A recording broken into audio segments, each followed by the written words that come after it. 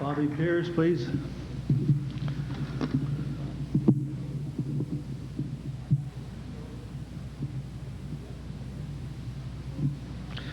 Bobby Piers, ladies and gentlemen, was born in Truro, April 15, 1942.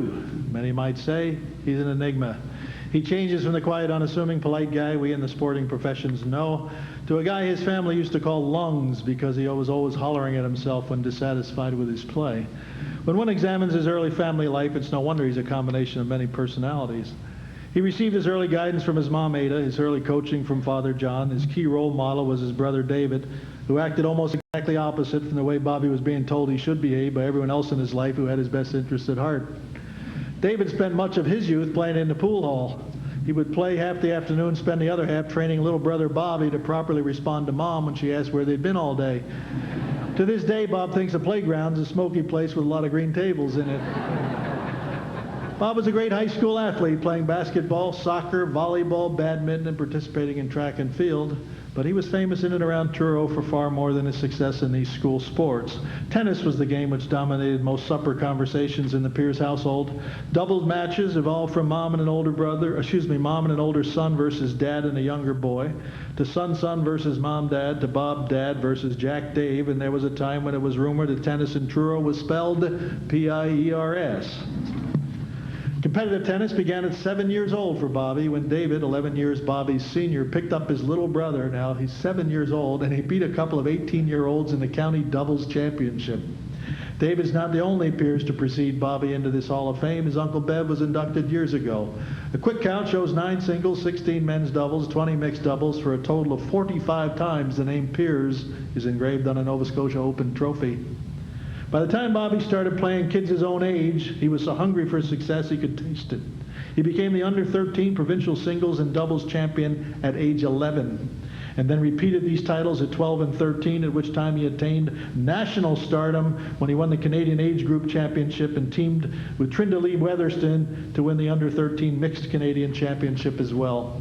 He continued to dominate the age group provincials right up through 18 and under. One thing Bobby could never stand was a hot dog. In an international tournament one time, a Bostonian named Von Pipes showed off by returning one of Bobby's shots between his legs. Bobby, who early on developed a very quick net game, hit Von Pipes right in the mouth with his return. The almost comic difference between Bobby and David was again pointed out when Bob arrived at a doubles tournament in P.E.I. and asked David if he had an extra racket. David, who had his normal 5 or 6 in case anything went wrong, asked Bob what had happened to his. Bob told him, well, what with school coaching and Canada Games responsibilities, I haven't played yet this year and hadn't yet purchased a tennis racket, after which each warmed up in his own way, Bob hitting some practice serves into the fence and Dave quaffing his Coke bag of chips and completing his pregame vomit. They went on to win the tournament. As a 17-year-old, Bob won the Ontario Junior Doubles, the Quebec Junior Doubles, and the BC Junior Doubles, all with different partners.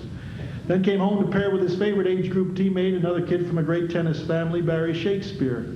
They won the Nationals. This stellar play resulted in his being ranked 3rd in Canada, which is, in that day of looser money, laid a lot of travel opportunity before him. The Canadian Tennis Association sent Bob and Larry Langley to Australia. Among other adventures down under was the time they decided to hitchhike from Sydney to Adelaide, which is sort of like thumbing it from here to Calgary, except there's only 1,000th of the cars. Once they were out of the city, they began to sing and dance a little ditty called Blow, Wind, Blow, because they found themselves being eaten alive by bush flies. The practice became less and less funny when they still hadn't managed to get a ride after 5 hours. Finally, one of the rare passing vehicles gave them a lift, which reduced their 1,200-mile trip to 1,198 miles. This must have occurred back when they were clean livers, because their second ride in 5 hours took them right to their destination. During their flit from one tennis venue to another, Piers and Langley played 442 sets of tennis against each other. Langley remembers winning 10 of them. But mostly he remembers that Piers was just as tenacious on the 442nd set as he was on the first. While playing all this tennis, and you haven't heard the half of it, Piers managed to attend UNB, receiving their Athlete of the Year award when he graduated in 1963. After that, he obtained his master's degree from the University of Oregon. He's taught P.E. in Middleton and at Cobequid in Truro. He's been the Nova Scotia tennis coach and became the first full-time technical director of the Nova Scotia Lawn Tennis Association. When he undertook that job, there were 3 tennis clubs in Nova Scotia. When he left to take a teaching job at the Cobequid Educational Center, there were 25. Everyone I spoke to said, yes, he was a great player, but his playing pales in comparison to the contribution he's made as a builder in sport.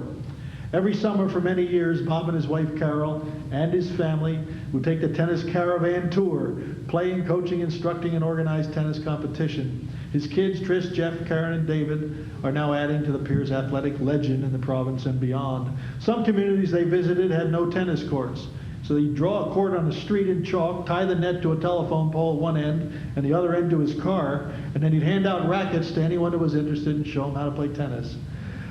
Bob Piers had received Coach of the Year honors at both the local and national level. He's coached athletes who've medaled at Canada Games and 17 teams which have won provincial championships. But more important than all the awards and titles he's won are the athletes on whom he's left his mark. The province is full of adults, both young and old, whose lives have been bettered because of the caring guidance of Bob Piers. Nova Scotia basketball coach Mike McKay says Bob has an uncanny ability to recognize talent in kids, the ability to teach sound fundamentals, and the ability to provide an environment in which they learn to love the sport. Provincial tennis champion Stephen Stewart, who is prone a bit to hyperbole, credits the guidance he received from Coach Piers with saving him from jail or something worse. Year after year, Bob Piers avoids the obvious stars and seeks out kids from tiny rural communities. Kids like Sarah Blocklock from River John. And then he molds them into provincial volleyball contenders and track and field stars, filling each kid with pride, even if he does refer to his javelin throwers as sunbathers. A Bobby Piers coach team is a team on which every kid knows how important their 10th place point is.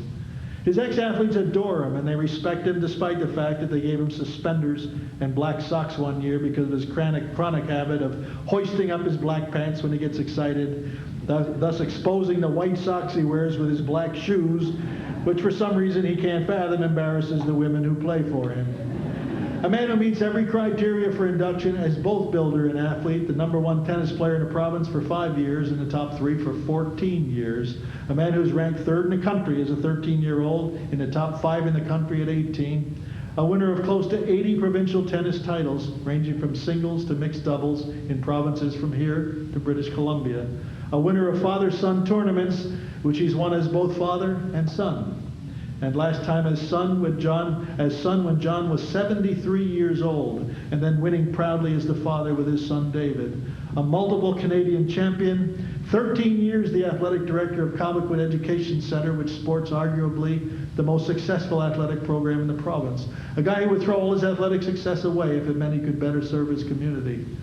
A man who Doug Livingston says has made so many young athletes better people, he's made Truro a better place to live. Tonight we add to that and say a man who's made Nova Scotia a better place to live. Ladies and gentlemen, Mr. Bobby Piers.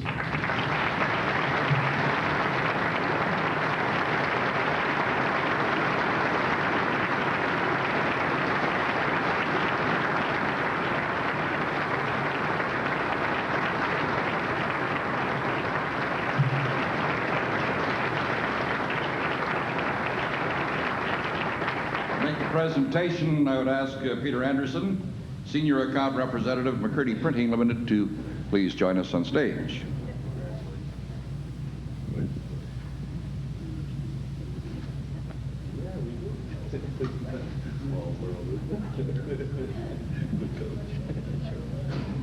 Robert, remarkable career, properly honored here tonight.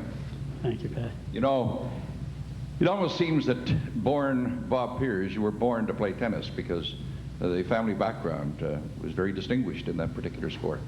Well, we certainly started at an early age. I can remember my father out tossing balls to me when I was 4 and 5 years old. And of course, the example of my older brothers and sisters on the tennis court certainly motivated me. Uncles? Uncles, Uncle Bev was just a tremendous individual. Bounding Bevel Piers, who was a tremendous tennis player many years ago. Besides playing the game so well, you also coached, and you were technical director for Tennis Nova Scotia. Well, that was my great love. For a number of years, I was traveling around coaching the youth of Nova Scotia in tennis, and met so many wonderful people and so many wonderful young people that I had the opportunity to coach. It was a tremendous experience. Are you happy with the state of the game in the province right now? Oh, certainly am. Yes, definitely. And it's. If you had a wish list, what would you wish for the future of tennis at Nova Scotia? Oh gosh, that's a hard question, Pat. I think just the opportunity for young players outside of the metro area to have an opportunity to develop, to be good enough to compete nationally. I think that opportunity really isn't there unless you live in the metro area because of the lack of indoor facilities. Okay, facilities is at the top of your wish list. We'll send the message out and see anybody salutes out there. Bob, thanks very much. Congratulations on a brilliant career. Bobby Piers.